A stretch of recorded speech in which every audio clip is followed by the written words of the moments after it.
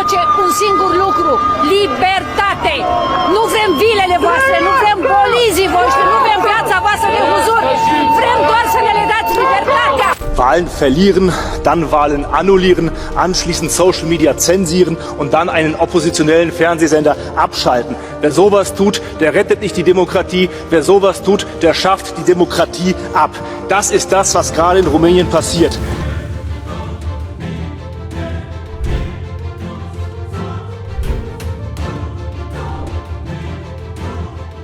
What's brewing in Romania? Is it just another wave of protests? Or is there something darker, something more dangerous, unfolding right now? Thousands have stormed the streets of Bucharest, not for a cause, but against their own government. Their rallying cry?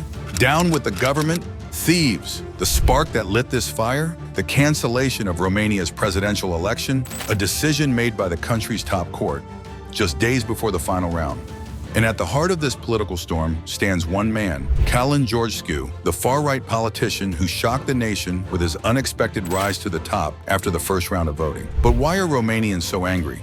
It's not just about one election.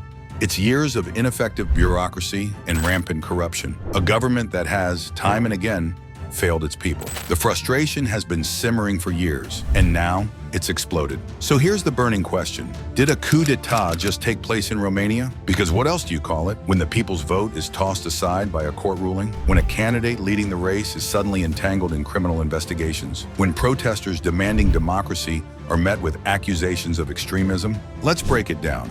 Calin Georgescu, a man who barely campaigned, who declared zero campaign spending, somehow became the frontrunner. Was it a political miracle or something else? The Romanian government quickly pointed fingers at Moscow, accusing Russia of meddling in the electoral process, an accusation the Kremlin has, of course, denied. But that wasn't enough for Prime Minister Marcel Ciolacu's pro-Western coalition. Within weeks, the Constitutional Court canceled the presidential elections.